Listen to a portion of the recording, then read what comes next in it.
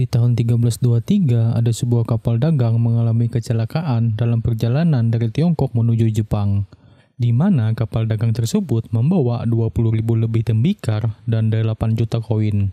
Singkat cerita, di tahun 1962 di kota Seoul, ada 2 orang polisi sedang mencari seseorang bernama Oh Tae-seok. Tak lama, saudara kembarnya Tae-seok bernama Oh Gowan-seok datang. Kedua polisi yang tak tahu kalau Tae-seok mempunyai kembaran, mereka sempat mengira kalau Gowan-seok adalah Tae-seok. Namun, dengan sedikit uang, kesalahpahaman tersebut dapat diselesaikan dengan baik-baik. Setelah kedua polisi pergi, Gowan-seok mengajarkan satu hal pada keponakannya bernama Oh Hedong tentang seberapa pentingnya sebuah uang. Dan diketahui kalau sekarang Tae-seok dalam pelarian. Malamnya, Gowan-seok mengajak Hedong untuk mencuri beras dari rumah seseorang. Singkat cerita, setelah beberapa tahun berlalu, sejak malam itu hingga sekarang, Gowan-seok dan Hedong selalu mencuri beberapa barang milik orang lain. Setelah mereka berhasil mencuri minuman dari pabriknya, beberapa polisi menciduk mereka dan hingga akhirnya mereka pun harus dipenjara. Hedong yang tak tahan dengan sikap temannya di selnya, ia pun mengajar mereka. Pria tua yang dibully tadi memperkenalkan dirinya bernama Song Ki-taek dan mengucapkan rasa terima kasihnya karena tadi telah menolongnya. Ternyata Song Ki-taek merupakan teman bisnis lama Gowan-seok. Dikarenakan Gowan-seok terhebat dalam berkelahi, ia menyogok salah satu sipir agar ia bisa pindah ke selnya Hedong. Di saat yang sama ketika Gowan-seok pindah, Song Ki-taek ternyata hari itu bebas dari penjara. Dan ketika Song Ki-taek ingin pergi, ia meminta Gowan-seok untuk mengabarinya jika mereka bebas, karena ia ingin memperkerjakan Gowan-seok. Singkat cerita, setelah mereka bebas, Hedong segera pergi menemui pacarnya. Mirisnya, Hedong harus menerima kenyataan kalau pacarnya telah memilih pria lain. Gowan-seok yang tahu kalau Hedong habis putus cinta, ia mencoba menyemangatinya dan kemudian mengajaknya pergi menemui Tuan Song. Ternyata Tuan Song membuka toko barang-barang antik. Tanpa basa-basi, Tuan Song mengajak mereka untuk membicarakan pekerjaan mereka, yang mana Tuan Song meminta Gowan-seok untuk mengambil tembikar dari dalam laut. Dikarenakan Gowan-seok bukanlah seorang pelaut, ia merasa curiga mengapa Tuan Song memintanya untuk mengambil tembikar tersebut. Tuan Song berkata kalau ia akan memberikan mereka 400.000 won, yang mana di tahun itu jumlah uang tersebut sangatlah banyak. Setelah mendengar jumlah uang tersebut, tentu saja Gowan-seok setuju. Malamnya, sebelum mereka membahas pekerjaan dari Tuan Song, terlihat kalau Gowan-seok sangat keras akan pendidikan kedua anaknya. Namun, Gowan-seok tidak pernah lupa untuk menyelipkan coklat ke dalam tas kedua anaknya. Dan Gowan-seok memiliki kebiasaan untuk mencatat semua yang terjadi pada hari itu di buku catatannya. Gowan-seok yang masih curiga dengan Tuan Song, ia menduga kalau lokasi tembikar tersebut mungkin saja adalah sebuah tambang emas, yang artinya pasti ada banyak tembikar di dasar laut. Dikarenakan Tuan Song tak mengetahui berapa jumlah tembikar di dasar laut, maka mereka berniat ingin mencuri sebagian tembikarnya. Oleh karena itu, Gowan-seok meminta Hedong pergi ke Mokpo untuk mencari informasi tentang tembikarnya. Keesokan harinya, sesampainya Hedong di Mokpo, ia segera mencari sepupu ketiganya Gowan-seok yang sering dipanggil sebagai Madam Jang. Madam Jang yang sudah tahu tujuan Hedong datang ke Mokpo menyuruhnya untuk menunggu di dalam sampai malam, karena para kapten kapal tiap malam pasti akan mampir ke kedai kopinya. Setelah menunggu cukup lama, kini akhirnya para kapten kapal datang. Alih-alih mendapatkan informasi yang Hedong inginkan, para kapten kapal tersebut malah bertengkar. Hedong yang tak tahan pun memutuskan untuk pergi. Kemudian Hedong melaporkan temuannya pada Gowan-seok, yang mana keberadaan tembikarnya sudah jadi pembicaraan umum bagi para nelayan, dan para nelayan menganggap kalau nilai dari tembikarnya sangatlah kecil. Di tengah-tengah pembicaraan, Hedong dikagetkan oleh seorang wanita bernama Park Seon-ja. Seon-ja yang tahu kalau Hedong berasal dari Seoul, ia berkata kalau para kapten tadi memintanya untuk mengawasinya dengan bayaran 1.000 won. Sebagai bayaran dari informasi tersebut, Seon-ja meminta Hedong untuk mentraktirnya makan sushi. Tak lama, sekelompok preman yang dipimpin oleh Jang Beolgu menghampiri mereka. Beolgu sangat kesal ketika melihat Seon-ja mendekati pria lain, yang mana Beolgu menyukai Seon-ja, akan tetapi Seon-ja tidak menyukai Beolgu. Beruntung pertikaian itu dihentikan oleh Madam Jang. Sementara di Seoul, Gowan-seok yang sedari tadi mengawasi tempatnya Tuan Song, ia melihat ada seseorang meninggalkan sepotong kertas yang bertuliskan nama seseorang yaitu Cheon Hwang-sik, yang mana Hwang Sik merupakan seorang pemimpin dari perusahaan besar. Ketika Kwon Seok pergi ke perusahaannya Hwang Sik, ia melihat kalau Tuan Song ada di sana dan memutuskan untuk mengikutinya. Di sisi lain terlihat seorang wanita muda bernama Yang Jung Suk baru saja tiba di perusahaannya Hwang Sik. Kebetulan Kwon Seok berada satu lift dengan Jung Sok, dan ternyata Jung Sok merupakan istri muda dari Hwang Sik. Dikarenakan Tuan Song masuk ke ruangannya Hwang Sik, Kwon Seok hanya dapat menunggu Tuan Song di luar. Sadar kalau Tuan Song mencoba memanfaatkannya, Kwon Seok pun kesal padanya. Demi memperbaiki hubungan mereka, Tuan Song menjelaskan rencana yang ingin ia lakukan, yang mana ia ingin menjual semua tembikar pada Hwang Sik. Tapi dari semua tembikar yang mereka dapatkan, ia hanya sedikit menjual tembikar yang asli, dan sisanya akan ia campur dengan yang palsu. Dan Tuan Song juga telah meminta seorang pengrajin tembikar untuk membuat banyak tembikar. Agar tembikar palsu itu terlihat seperti asli, Tuan Song meminta pengrajin itu merendam tembikar palsunya di dasar laut, agar terlihat mirip dengan yang asli. Sebelum Kwon Seok dan Hedong berangkat, Tuan Song memberikan mereka modal sebesar 1 juta won, dan mengutus orang kepercayaannya bernama Na Dae-sik untuk ikut bersama Kwon Seok. Tuan Song menceritakan alasan Hwang Sik sangat ingin membeli tembikar dalam jumlah yang banyak, yang mana Hwang Sik mewarisi kekayaan dari ayahnya, dan sekarang Hwang Sik ingin membangun museum barang antik. Di tempat yang berbeda, ketika akuntannya Hwang Sik menghitung keuntungan bulanan perusahaan, Jung Sok juga menghitungnya, dan Jung Sok menemukan selisih dari hasil bulanan perusahaan. Dan ternyata Hwang Sik telah menggelapkan dana perusahaan. Hwang Sik beralasan kalau sebuah perusahaan harus memiliki dana gelap, dan meminta Jung Sok untuk fokus saja pada bisnis pendirian universitas. Keesokan harinya, Hwang Sik membaca koran yang memberitakan kalau sudah ada 1000 tembikar dari dinasti Song dan Yuan ditemukan di Mokpo. Dari pembicaraan mereka terungkap kalau Jung Sok sedikit curiga dengan orang-orang yang ingin mengambil tembikar untuk mereka. Oleh karena itu, Jung Sok meminta Hwang Sik mengirim salah satu orang mereka untuk mengawasi secara langsung pengambilan tembikarnya. Kemudian di tempat lain, Kwon Seok dan yang lainnya kini telah siap dan akan berangkat ke Mokpo. Ketika mereka ingin pergi, tiba-tiba Hwang Sik datang. Jung Sok memperkenalkan pada mereka supir pribadinya bernama Im Jeon Chul yang akan menemani mereka ke Mokpo. Tentu saja dengan bertambahnya orang lain, Kwon Seok sedikit kesal. Namun Kwon Seok tak dapat menolaknya. Dan terlihat kalau Hedong tak menyukai Jeon Chul. Ketika Hedong membeli 1 tiket kereta lagi, Jung Sok terlihat memandangi Hedong dengan tatapan yang berbeda. Dan hal itu disadari oleh Kwon Seok. Singkat cerita, ketika mereka di kereta, Jeon Chul yang tidak kebagian tempat duduk, ia meminta salah satu penumpang untuk pindah tempat duduk. Dan Jeon Chul tak sengaja membuat penumpang lain marah, hingga akhirnya perkelahian pun terjadi. Lanjut ke episode 2. Di tahun 1964, ketika Jung Sok masih bekerja, pada saat itu ia sangat kaget setelah membaca koran yang memberitakan kalau suaminya mengalami kecelakaan kapal. Dan dari 18 awak kapal tersebut ada Jeon Chul. Singkat cerita, di tahun 1976, kini Jung Sok telah menikah lagi dengan Hwang Sik. Di tengah-tengah pembicaraan mereka, bel rumah berbunyi. Dan ketika Jung Sok memeriksa keluar, ia bertemu dengan Jeon Chul. Dan ternyata Jeon Chul merupakan suami pertamanya Jung Sok. Kembali ke masa sekarang, sesampainya mereka di Mokpo, Kwon Seok meminta mereka untuk tidak menarik perhatian orang lain. Dan kemudian mereka pun pergi menemui kenalannya Tuan Song bernama Ha Yong Su, yang merupakan pemilik penginapan yang akan mereka tinggali.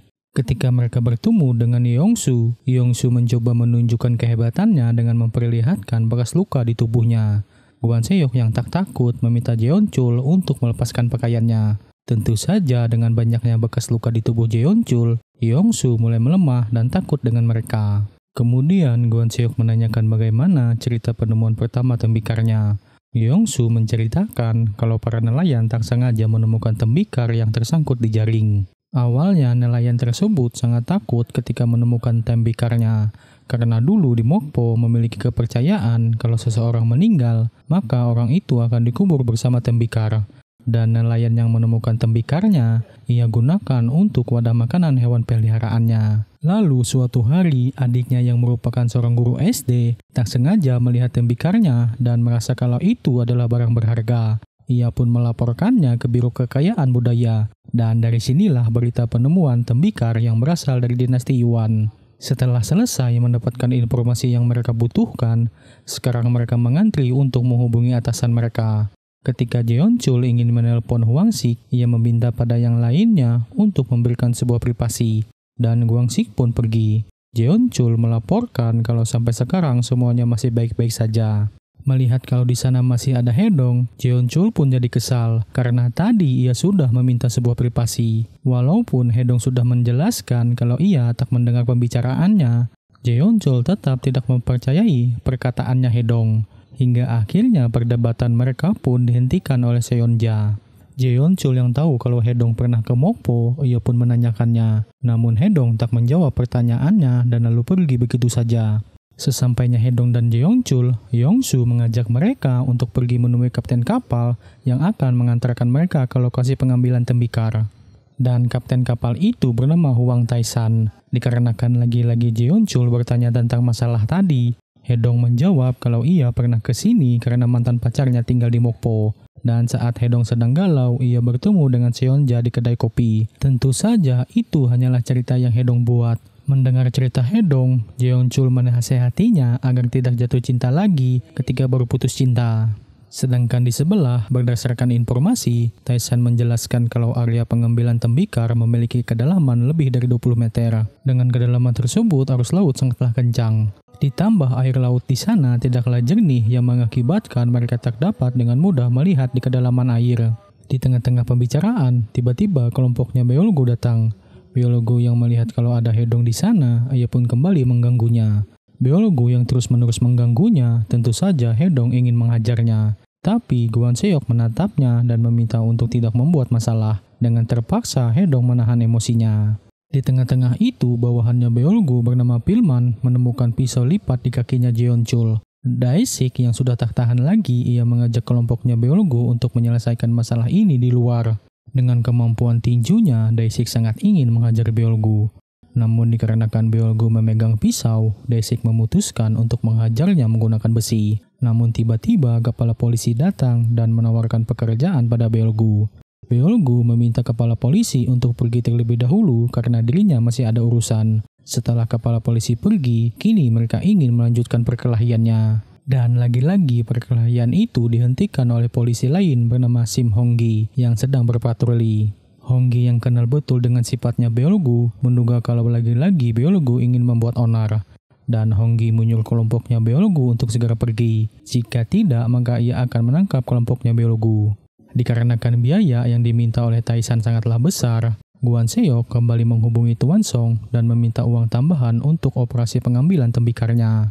Demi mendapatkan untung lebih besar dari modal yang telah dikeluarkan, Tuan Song pergi menemui kenalannya bernama Han Seong Cheol untuk meminta membuat tembikar palsu lagi dalam jumlah yang cukup banyak. Sementara di Mokpo, Hedong dan Jeonchul lagi-lagi kembali bertengkar, dan pertengkaran itu disebabkan oleh Jeonchul yang secara diam-diam membawa pisau. Gwanseok yang melihat itu tentu saja ia menghentikannya. Dikarenakan sikapnya Hedong tadi, Gwanseok menamparnya dan menasihatinya untuk tidak mencari musuh sebelum mereka pergi ke laut. Apalagi musuh itu dari kelompok mereka sendiri. Dan nanti ketika mereka mendapatkan masalah di laut, hanya temanlah satu-satunya yang dapat menolong mereka ketika mereka dalam masalah. Di tempat yang berbeda, terlihat kalau Jungsok sedang mampir ke salon temannya bernama Jin. Diketahui kalau Jungsok telah menyimpan uang pribadinya yang telah ia kumpulkan sendiri di salon tersebut. Serta di sanalah Jungsok dapat menghubungi Jeongchul dan berbicara dengan bebas tanpa pengawasan Hwangsik. Kembali ke Mokpo, Gwanseok meminta Jeonchul dan Hedong untuk meminta maaf pada Yeongsu karena telah berkelahi di rumahnya Yeongsu. Lalu Jeonchul meminta sebatang rokok pada Hedong dan mengajaknya sebat di luar. Saat itu Jeonchul mencoba menceritakan masa lalunya, yang mana saat ia bekerja di kapal perikanan, ada awak kapal melakukan pemberontakan, dan dari kejadian itu kapal mereka tak sengaja menabrak sebuah karang lalu tenggelam. Beruntung saat itu Jeonchul menggunakan pelampung dan ia pun satu-satunya orang yang selamat. Yang pada intinya Jeonchul mengaku kalau ia sangat takut ketika kembali lagi ke laut. Dan sebagai seorang teman, ia meminta pada Hedong untuk tidak saling mengkhianati satu sama lain. Sementara di dalam, Guan Seok bertanya bagaimana mereka dapat menemukan titik lokasi tembikarnya. Yong-su menjawab kalau hanya ada satu orang yang persis tahu titik lokasi tembikarnya. Tapi masalahnya orang itu kini sedang ada di dalam penjara. Tanpa orang itu, mereka akan kesulitan mencari lokasi tembikarnya. Keesokan harinya, sebagai seorang istri yang baik dan pintar dalam mengelola bisnis, Jung Sok menyarankan Hwang Sik untuk menginvestasikan uangnya ke Gangnam. Karena Jung Sok yakin kalau suatu hari nanti, Gangnam akan menjadi kota yang maju. Di tempat yang berbeda, terlihat kalau Tuan Song dan Seong Cheol telah merendam tembikar palsu di dalam laut. Sedangkan di Mokpo, kini Guan Seok dan Taisan pergi menemui Lee Bok-geon yang mengetahui titik lokasi di mana tembikarnya. Ketika Taisan membicarakan tentang tembikar, Bok-geon terlihat kesal. Walaupun sudah ditawarkan sejumlah uang, Bok-geon tetap tidak ingin membantu mereka. Dikarenakan Bok-geon tidak ingin memberitahukan titik lokasinya, Taisan menyarankan untuk menanyakannya pada sang penyelam bernama Go Seok Bae. Kemudian Guan Seok meminta Hedong dan Jeon Chul untuk mencari keberadaan Tuan Go. Dengan bantuan Taisan, mereka mulai menanyakan keberadaan Tuan Go. Dikarenakan perawakan Hedong dan Jeon Chul yang seperti polisi, Tuan Go memilih untuk melarikan diri. Setelah mereka menangkap Tuan Go, mereka menjelaskan kalau mereka bukanlah seorang polisi dan mereka hanya ingin tahu titik lokasi tembikarnya. Namun Tuan Go berkata kalau ia tak tahu akan titik lokasinya dan hanya Bok-geon yang benar-benar tahu akan titik lokasi tembikarnya. Sementara di tempat yang berbeda, Yong-su tak sengaja melihat Profesor Kim, yang mana Profesor Kim merupakan seseorang yang juga mengincar tembikar di dalam laut, dan gelarnya sebagai profesor hanyalah gelar palsu, dan sebenarnya Profesor Kim hanyalah seorang penipu handal. Lanjut ke episode 3, terlihat Profesor Kim baru saja tiba di suatu tempat untuk memeriksa beberapa tembikar palsu yang baru saja datang. Keesokan harinya, Profesor Kim membantu pria Jepang untuk mencari tembikar di tokonya Madam Yang. Diketahui kalau Profesor Kim dan Madam Yang bekerja sama untuk menipu pria Jepang itu. Setelah cukup lama tawar-menawar, pria Jepang menawarkan katana dari zaman Edo dan sebuah pistol untuk menambah kekurangan semua tembikar yang dijual oleh Madam Yang. Tapi Madam Yang tetap menolaknya. Kembali ke Mokpo, Guan Seok menjelaskan kalau sekarang mereka mendapatkan satu masalah lagi, yaitu ada kelompok lain yang juga mencari tembikarnya. Kemudian Taisan mengajak Guan Seok untuk berbicara berdua, yang pada intinya Taisan meminta uang tambahan lagi untuk mendapatkan sebuah kapal kecil. Taisan beralasan kalau dirinya hanya memiliki kapal besar dan kapalnya tak bisa mendekati daratan. Masalahnya kapal kecil yang ia maksud adalah milik keponakannya, dan mereka harus memberikan uang agar keponakannya dapat meminjamkan kapalnya. Keesokan harinya, Tuan Song kaget setelah mendapatkan kabar kalau Jung Sok tak jadi membeli semua tembikarnya dan hanya akan membeli beberapa tembikar dengan harga 5 juta won saja. Yang artinya kini rencana Tuan Song jadi berantakan. Sementara di tempat lain, terlihat kalau Hwang Sik mengawasi proyek yang ingin ia bangun.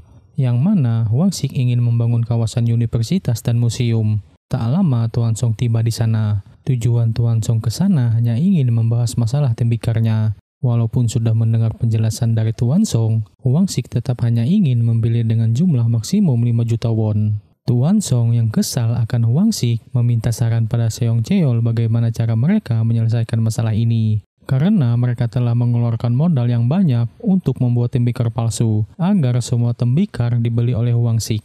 Dikarenakan 2 tahun lagi ada pemilu, Seong Cheol menyarankan untuk memberikan tembikar yang asli pada pejabat pemerintah, agar mereka dapat membangun koneksi dengan para pejabat pemerintah. Sedangkan untuk semua tembikar palsunya akan mereka jual pada Hwang Sik. Malamnya di Mokpo, Hedong dan Seonja saling berbincang. Diketahui kalau Seonja sangat ingin pergi ke Seoul dan tinggal di sana. Di waktu yang sama, ternyata Profesor Kim juga ada di sana. Dari perkataan Hwang Seok sebelumnya, Hedong sadar kalau orang di sebelahnya itu adalah Profesor Kim. Kemudian Hedong mengajak Seonja untuk berbicara di luar. Hedong meminta bantuan pada Seonja untuk mengawasi Profesor Kim dan sebagai imbalannya, Hedong berjanji akan membawa Seonja pergi ke Seoul serta memberikannya sedikit uang.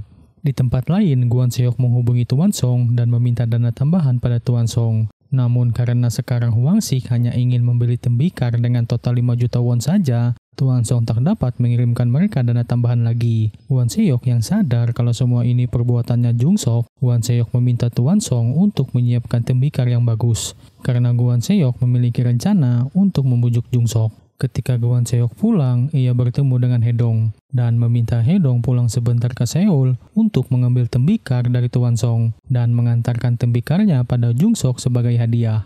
Keesokan harinya, sesampainya Hedong ke tempat Tuan Song segera menjelaskan tentang tembikarnya agar Hedong tak membuat masalah. Walaupun sudah dijelaskan sedemikian rupa, Hedong kesulitan untuk menghafal asal-usul tembikarnya. Namun saat itu Tuan Song sadar akan rencana sebenarnya dari Wan Seok yang mengirim Hedong untuk mengantar tembikarnya secara langsung. Sementara di Mokpo, Wan Seok dan Taisan sedang pergi menemui keponakannya Taisan bernama Noh Sangbok. Seperti tujuan mereka sebelumnya, Taisan mencoba membujuk Sangbok untuk meminjam perahunya. Dikarenakan Sangbok menolak untuk meminjamkan perahunya, Wan Seok menyarankan Taisan untuk memberikan 50.000 won padanya. Di tempat lain, Beolgu membawa Profesor Kim untuk mampir ke kedai kopi. Dan ternyata kini Beolgu bekerja untuk Profesor Kim dalam mencari tembikarnya. Beolgu yang melihat kalau Profesor Kim menggoda Seonja, terlihat kalau dirinya sangat kesal. Namun ia berusaha menahan kekesalannya. Kembali ke Seoul, Hedong menjelaskan kedatangannya adalah karena ia diutus oleh pamannya untuk memberikan hadiah. Hedong juga menjelaskan kalau tembikar itu dari dinasti Yuan. Walaupun sudah dijelaskan sedemikian rupa tentang tembikarnya, Jung Sok malah melemparnya dan mengusir Hedong pergi. Sebelum Hedong pergi, pelayan mengembalikan kain pembungkus tembikar dan itu adalah permintaannya Jung Sok. Dan di balik kain tersebut ada catatan yang meminta Hedong untuk pergi ke sebuah salon pada pukul 5 sore. Setelah sang pelayan kembali, Jung Sok meminta pengawalnya untuk tetap di rumah karena ia ingin bertemu teman-teman arisannya. Sementara di Mokpo, Jeon Cheol yang tak melihat keberadaannya Hedong, ia pun menanyakannya pada Wan Seok. Wan Seok berkata kalau Hedong sedang pergi ke Seoul untuk menyelesaikan sebuah masalah.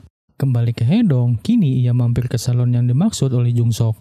Setelah menjelaskan kalau dirinya dari Mokpo, Nyonya Jin mempersilahkan Hedong untuk pergi ke belakang. Dan ternyata hadiah yang dimaksud oleh Wan Seok bukanlah tembikar, melainkan Hedong itu sendiri.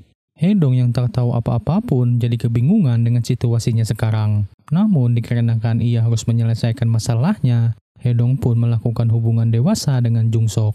Di tempat yang berbeda, Taisan menjelaskan kepada yang lainnya bagaimana kondisi laut di sana yang memiliki arus kuat. Dikarenakan perdebatan mereka tentang pembagian hasil, Wan Seok berkata kalau mereka akan membagi sama rata. Yang mana jika mendapatkan emas, maka mereka semua akan mendapatkan emas. Dan jika gagal, maka mereka semua akan gagal. Mendengar hal itu, Tuan Go akhirnya memutuskan untuk ikut. Karena tugas Tuan Go adalah seorang penyelam, ia mulai menjelaskan kondisi di dalam air. Yang mana di bawah sana cukup gelap dan arusnya sangatlah kencang. Masalahnya di dalam kelompok tersebut hanya dirinya lah yang dapat menyelam untuk mengambil tembikarnya. Dan karena tekanan bawah laut, ia hanya dapat menyelam beberapa hari dalam 1 tahun. Oleh karena itu, mereka tak dapat mengangkut semua tembikarnya. Masalah yang kedua, mereka tak dapat menambah orang lagi karena dana yang mereka miliki terbatas. Dikarenakan Tuan Go meremehkan Taisan yang ingin ikut menyelam, Taisan pun kesal dan lalu pergi. Di pasar, Taisan bertemu dengan kelompoknya Beolgu. Diketahui kalau dulu Taisan sering memberikan pekerjaan pada kelompoknya Beolgu. Dan dikarenakan sekarang Taisan tak mengajaknya dalam pekerjaan yang diberikan oleh Wan Seok, kedekatan Taisan dan kelompoknya Beolgu mulai berjarak. Kemudian Taisan meminta saran pada ibunya Beolgu bagaimana cara agar dapat menahan napas cukup lama di bawah air. Sama seperti Tuan Go sebelumnya, ibunya Beolgu yang sudah kenal lama dengan Taisan pun meremehkannya. Sementara di tempat lain, terlihat kalau Hedong dan Jung Sok telah selesai dengan urusan mereka. Sebelum pergi, Jung Sok menawarkan sebuah pekerjaan pada Hedong. Alih-alih menjawab tawaran tersebut, Hedong malah menanyakan masalah tentang pengambilan tembikarnya. Di tempat yang berbeda, Profesor Kim memberikan sebuah katana dari zaman Edo pada kepala sipir. Dan tujuan Profesor Kim ke sana adalah untuk meminta bantuan pada kepala sipir agar memperbolehkannya membawa Bok Geon keluar penjara selama 2 minggu. Tentu saja dengan sogokan tersebut kepala sipir mengizinkannya. Keesokan harinya ketika Wan Seok jalan-jalan di pasar, ia melihat kalau Bok Geon telah bebas dari penjara dan bersama dengan Profesor Kim. Di saat yang sama, terlihat kalau Hedong baru saja tiba di Mokpo. Alih-alih langsung menemui Guan Seok, Hedong mampir ke kedai kopi untuk berbicara dengan Seonja. Kembali ke Guan Seok, dengan bantuan Tuan Go, kini mereka mencoba mencari titik lokasi tembikarnya. Hingga malam tiba, mereka pun masih belum menemukan titik lokasinya. Di tengah-tengah laut, kini kedua kelompok pemburu harta karun pun bertemu. Lanjut ke episode 4. Tentu saja ketika kedua kelompok bertemu, mereka pun saling merendahkan satu sama lain. Di tengah-tengah perdebatan itu, Guan Seok menghentikan perdebatannya dan mengajak mereka semua untuk ke daratan demi membicarakan masalah ini. Di tempat yang berbeda, Hedong yang menanyakan alasan mengapa Seonja sangat ingin pergi ke Seoul. Seonja menjelaskan kalau dirinya sangat ingin menjadi seorang perancang busana dan ingin bekerja di pabrik pakaian di Seoul. Setelah mendengar cerita Seonja, Hedong memberikan oleh-oleh dari Seoul berupa kain sutra. Dengan keinginannya sebagai seorang perancang busana, tentu saja Seonja sangat suka ketika menerima hadiah tersebut. Sesampainya Guan Seok dan yang lainnya di pondoknya Tuan Go, Guan Seok mengajak Hyung-soo dan Profesor Kim untuk berbicara di dalam. Setelah bos mereka pergi, Tae-san mengajak kelompoknya Beolgu untuk berbicara. Tae-san menanyakan berapa Beolgu mendapatkan upah dari Profesor Kim. Awalnya Beolgu tak ingin memberitahukannya, namun dengan sedikit pujukan, Beolgu berkata kalau Profesor Kim akan membayar 50% dari harga total tembikarnya.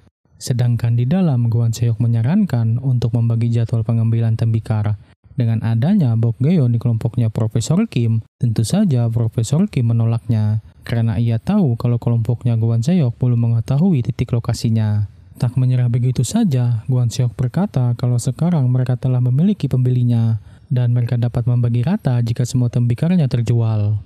Dan lagi-lagi Profesor Kim menolaknya karena Profesor Kim memiliki banyak koneksi orang kaya dari Jepang dan Profesor Kim akan menjual semua tembikarnya pada orang Jepang. Setelah negosiasinya gagal, kedua kelompok itu malah ingin berkelahi. Tapi perkelahian itu dihentikan oleh Guan Seok.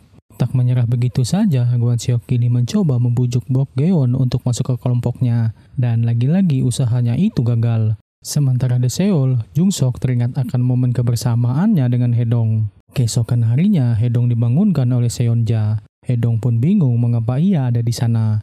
Seonja menjelaskan kalau mereka malam tadi tidur bersama, dan sebelum tidur Hedong berjanji untuk berbicara pada Madam Jang agar Seonja dapat pindah ke Seoul.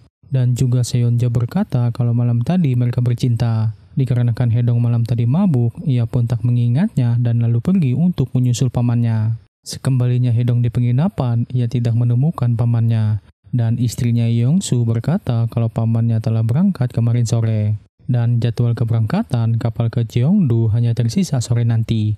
Sedangkan di Jeongdo, Guan Seok dan yang lainnya kebingungan dengan cara mereka untuk menemukan titik lokasi tembikarnya. Dae-sik menyarankan bagaimana jika mereka bekerja sama dengan kelompoknya Profesor Kim dan kemudian mereka ambil semua tembikarnya dari Profesor Kim. Setelah mendengar saran dari Dae-sik, Guan Seok menemui Profesor Kim.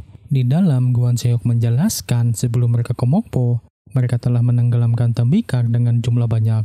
Demi menyelesaikan masalah di antara mereka, Guan Seok berencana untuk membagi rata semua tembikar yang mereka dapatkan di Mokpo, termasuk tembikar palsu yang telah mereka tenggelamkan di laut. Sedangkan pembagian untuk anak buah mereka harus mereka atur masing-masing. Setelah mendengarkan penjelasan dari Guan Seok, Profesor Kim pun tertarik dan setuju dengan rencananya. Di tempat lain, Hwang Sik kedatangan anggota Dewan Kim. Mengetahui kalau Hwang Sik ingin mendirikan sebuah museum barang antik, Dewan Kim meminta Hwang Sik untuk menyisihkan beberapa tembikar terbaik untuknya. Karena Dewan Kim ingin memberikan tembikarnya pada investor dari Amerika. Kembali ke Guan Seok, sekarang mereka mendapatkan satu masalah lagi, yaitu kapal yang mereka miliki sangatlah kecil untuk menampung mereka semua. Di tengah-tengah perdebatan itu, Hedong tiba di sana. Hedong yang tahu kalau pamannya dan Profesor Kim telah bekerja sama, ia pun segera memeriksa atas Profesor Kim, tapi Hedong tak menemukan apa yang ia cari. Hedong menjelaskan pada pamannya kalau menurut Seonja sebelumnya, Profesor Kim membawa sebuah pistol di tasnya. Demi menjaga keamanan di laut, Guan Seok meminta mereka semua untuk mengeluarkan semua barang berbahaya dari kantong mereka, walaupun itu sebuah gunting kuku sekalipun. Tentu saja Profesor Kim pun protes. Dikarenakan perdebatan itu makin panjang, Jeon Chul berkata saat ia dulu bekerja di laut, aturan di daratan sudah tidak ada artinya lagi. Dan setelah berada di tengah laut, aturan sang kaptenlah yang berlaku. Maka dari itu, demi menghindari kekacauan, Jeonchul menyarankan memilih seorang kapten di antara mereka. Pertama, Taesan menjelaskan visi misinya untuk menjadi seorang kapten. Selanjutnya Profesor Kim dan kemudian Kwon Se-hyuk. Singkat cerita, hingga akhirnya Yeongsu lah yang terpilih jadi seorang kapten. Di tempat lain, Hwang Sik menghubungi Tuan Song dan meminta Tuan Song untuk memisahkan 30 tembikar dengan kualitas terbaik. Dan dana untuk 30 tembikar tersebut terpisah dari 5 juta won. Setelah berbicara dengan Tuan Song, Hwang Sik menjelaskan ke Jung Sok kalau 30 tembikar tersebut akan ia hadiahkan kepada Dewan Kim. Akan tetapi menurut Jung Sok, lebih baik mereka menyiapkan tembikar dengan kualitas terbaik sebanyak-banyaknya. Karena Jung Sok yakin jika kabar Dewan Kim mendapatkan tembikar dari mereka, maka kemungkinan para petinggi pemerintah lain akan meminta hal yang sama pada mereka. Dan jika itu terjadi, maka hal itu akan menguntungkan mereka, karena mereka akan mendapatkan lebih banyak pendukung dari petinggi pemerintah. Setelah Yeongsu terpilih jadi kapten, ia memerintahkan mereka semua untuk segera survei ke lokasi pengambilan tembikarnya. Dan dikarenakan mereka hanya pergi menggunakan satu kapal, Kwon Se-hyuk meminta Dae-sik dan Jeonchul serta kedua anak buahnya Beolgu untuk menunggu mereka di darat. Singkat cerita, Bokgeon menemukan titik lokasinya. Mereka menurunkan jangkar dan meninggalkan penanda di sana. Sedangkan di tempat lain, Tuan Song sangat senang setelah mendengar kabar dari Hwang Sik dan Tuan Song segera mengabari Seong Cheol kalau Hwang Sik memintanya untuk bertemu secara langsung dengan Dewan Kim. Kemudian ketika Tuan Song memperlihatkan tembikarnya, Dewan Kim tidak menyukainya. Namun ketika Seong Cheol memperlihatkan replika dari tembikar yang telah mereka rendam di laut, beruntung karena Dewan Kim tak paham akan tembikar, ia pun sangat menyukainya. Setelah menyelam cukup lama, Tuan Go tak menemukan tembikar di bawah sana. Tak menyerah begitu saja, mereka meminta Tuan Go untuk menyelam sekali lagi di sisi sebelahnya.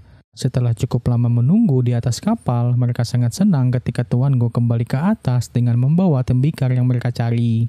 Dan usaha mereka pada hari itu pun tidaklah sia-sia. Lalu mereka pun memutuskan untuk kembali ke Mokpo demi mempersiapkan semua peralatan. 해야 할 일을 나누고 꼼수를 막기 위해 각 조직의 인원을 섞었지. Kwon Se-hyuk meminta Profesor Kim untuk tinggal di rumahnya Yeongsu demi menghindari kecurigaan satu sama lain dan menjaga bocornya informasi keluar. Setelah mendapatkan satu tembikarnya dan mereka memerlukan kapal besar, Kwon Se-hyuk menghubungi Tuan Song untuk meminta dana tambahan. Tentu saja Tuan Song menolaknya karena dana yang mereka miliki sangatlah terbatas. Dikarenakan desakan dari Kwon Se-hyuk, Tuan Song sekali lagi mencoba meminta dana tambahan pada Hwang Sik. Jelas saja Hwang Sik menolaknya dan tetap pada kesepakatan sebelumnya dengan total 5 juta won. Entah apa yang direncanakan oleh Jung Sok meminta izin pada Hwang Sik kalau ia ingin pergi ke Mokpo demi memeriksa apakah permintaan dana tambahan dari Tuan Song tidak disalahgunakan. Dengan sedikit rayuan, Hwang Sik mengizinkan Jung Sok untuk pergi ke Mokpo, asalkan dua pengawal pribadinya juga ikut. Sementara di Busan, pria Jepang yang sebelumnya telah memberikan katananya pada Profesor Kim meminta Madam Yang untuk mencari keberadaan Profesor Kim.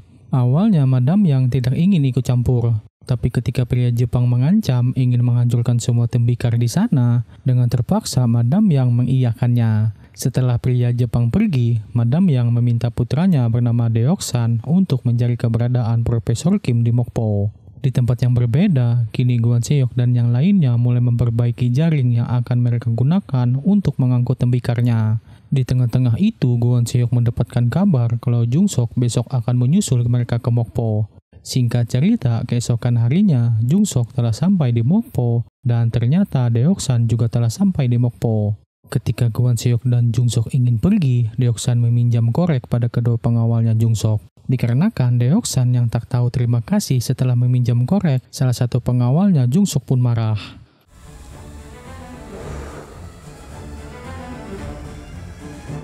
Lanjut ke episode 5, diketahui kalau Deoksan sangat menyukai pegulat profesional bernama Kim Il. Maka dari itu Deoksan termotivasi untuk menjadi pegulat profesional yang dilatih secara langsung oleh pelatih Kim. Alih-alih menjadi seorang pegulat profesional, pelatih Kim memerintahkan Deoksan dan kedua temannya untuk menagih iuran di pasar. Kembali ke masa sekarang, perdebatan Deoksan dan pengawalnya Jung Sok dihentikan oleh Honggi. Seperti tugas polisi pada umumnya, Honggi menanyakan alasan mereka ada di Mokpo. Jung-sok menjelaskan kalau mereka ada urusan perusahaan di Mokpo. Sedangkan Deoksan berkata kalau ia ingin menangkap seorang penipu. Sesampainya di penginapan, Jung-sok lagi-lagi memandangi Hedong. Jung-sok mengajak Gwon Seok dan Jeon-chul masuk ke dalam untuk membicarakan masalah tembikar. Sedangkan Hedong diminta untuk membelikan minuman dan mencarikan penginapan yang bagus untuk Jung-sok. Di dalam, Gwon Seok menunjukkan tembikar yang telah mereka dapatkan, dan kemungkinan satu tembikarnya bernilai kurang lebih 10 juta won. Jung-sok memperkenalkan dirinya pada Profesor Kim dan Yeong-su kalau dirinya adalah orang yang ingin membeli semua tembikar yang mereka temukan. Dan dikarenakan tembikarnya sulit untuk dijual di pasaran, Jung-sok ingin membeli dari mereka semua per tembikarnya senilai 100.000 won. Dan jika mereka mendapatkan 1.000 tembikar, maka mereka akan mendapatkan 100 juta won. Dan masing-masing dari mereka bertiga akan mendapatkan 30 juta won. Ditambah, jika mereka dapat menilai tembikarnya, maka Jung-sok akan membagi 30% dari hasil penjualan. Dikarenakan masalah hukum penjualan barang dari kerajaan, tentu saja Profesor Kim dan Yeong-su setuju dengan permintaan Jung-sok. Sedangkan untuk masalah keamanan, Jung-sok meminta pada yang lainnya untuk memperkenalkannya dengan seorang polisi setempat, agar ia dapat mengurus semuanya. Tae-san pun menyarankan Honggi. Di sisi lain, ketika Hedong membelikan minuman untuk Jung-sok, ia bertemu dengan Deoksan. Deoksan yang merasa terganggu akan adanya Hedong di sana, ia pun kesal. Tapi Hedong berusaha menahan emosinya karena ia tak ingin membuat masalah. Setelah Hedong menemukan penginapan untuk Jung-sok, ia pergi ke lokasi pertemuan Honggi dan Jung-sok. Sesampainya Honggi di sana, ia bingung dengan apa yang disiapkan oleh Tae-san. Tanpa basa-basi, Jung-sok mengeluarkan segepok uang dan meminta Honggi untuk menutupi kegiatan mereka saat mengambil tembikar di dasar laut, agar penjaga pos pengawasan tak mengganggu mereka saat mengambil tembikarnya. Dengan sedikit rayuan, Honggi mengiyakannya. Namun, jika semuanya jadi berantakan, maka Honggi akan menangkap mereka atas tuduhan penyuapan kepolisian. Sementara di sisi lain, terlihat kalau Deoksan juga menginap di penginapan yang sama dengan Jung-sok. Kembali ke Hedong yang sudah tak tahan lagi akan sikapnya Beolgu, ia pun menghajarnya. Walaupun 1 lawan 3, terlihat Hedong dapat mengungguli perkelahiannya, hingga akhirnya perkelahian itu dihentikan oleh Jeon-chul.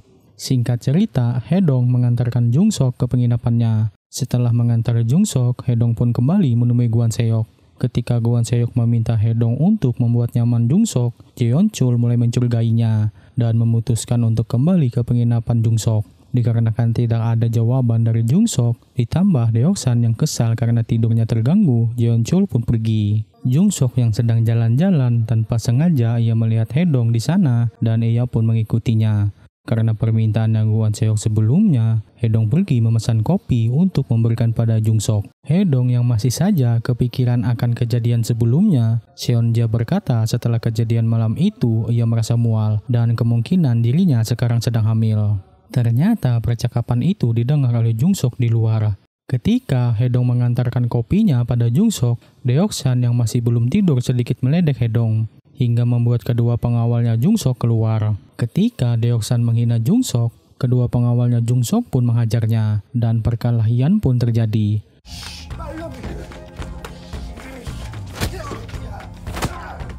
Melihat dua pengawalnya Jung-sok kalah, Hedong pun ikut menghajar Deoksan. Walaupun mereka bertiga melawan Deoksan, tapi terlihat Deoksan dapat mengalahkan mereka bertiga. Hingga akhirnya perkelahian itu dihentikan oleh Honggi. Ketika ingin ditangkap, Deoksan menanyakan di mana Profesor Kim berada, karena ia diminta oleh ibunya untuk membawa kembali Profesor Kim ke Busan. Deoksan yang sadar kalau Profesor Kim bersama dengan mereka, ia memperingati mereka untuk menemui dirinya ketika mereka semua ditipu oleh Profesor Kim. Gwon Seok yang sadar kalau Hedong telah membuat masalah bersama Seonja, ia pun memarahinya. Dan ketika Profesor Kim datang, Gwon Seok memperingati Profesor Kim untuk berhati-hati karena pria dari Busan sedang mencarinya. Keesokan harinya, karena dana yang mereka miliki sudah bertambah, Gwon Seok meminta Tae-san untuk menggunakan kapalnya. Ketika Jung-sok ingin pulang, Jung-sok memberikan dana tambahan yang mereka minta, dan berkata kalau dirinya tidak butuh hadiah lagi dari Gwon Seok. Setelah Jung-sok pergi, Gwon Seok pergi mengajak Seonja untuk jalan-jalan. Saat jalan-jalan, Gwon Seok tiba-tiba merasakan sakit pada perutnya, dan mengajak Seonja untuk mampir sebentar ke klinik. Alih-alih mengobati Kwon Seok, para perawat di sana malah membawa Seonja ke dalam. Menurut dokter, kalau Seonja tidaklah hamil, apalagi Seonja ternyata masih perawan. Karena sudah ketahuan, Seonja pun hanya dapat menangis. Sesampainya Jung Sok di Seoul, ia segera pergi ke salon. Di sana, Jung Sok menghubungi Tuan Song. Jung Sok meminta Tuan Song untuk mundur dari kerjasamanya dengan Hwang Sik. Karena dirinya sudah memiliki penilai tembikar pilihannya sendiri dan semua tembikar dari Mokpo sekarang adalah miliknya. Sebagai gantinya, Jung Sok memberikan 10 juta won pada Tuan Song. Tentu saja Tuan Song tidak terima akan perbuatan Jung Sok yang telah membatalkan kerjasama mereka. Dan Tuan Song sekarang berniat untuk pergi ke Mokpo. Setelah mengurus masalah Seonja, Kwon Seok dan yang lainnya, kini mulai berangkat ke tengah laut. Sesampainya mereka di titik lokasi, mereka mulai mempersiapkan peralatan untuk menyelam. Untuk giliran pertama, mereka memutuskan Beolgu untuk menyelam. Sedangkan Tuan Go yang merupakan penyelam utama, ia akan menemani Beolgu mengambil tembikarnya. Setelah semuanya siap, Beolgu pun turun ke dasar laut. Baru saja tiba di dasar laut, tiba-tiba Beolgu mulai tak sadarkan diri. Sedangkan di atas kapal, mereka bingung ketika melihat selang pernapasannya bergerak. Setelah mereka menariknya, mereka semua jadi panik ketika melihat kalau Beolgu sudah tak sadarkan diri.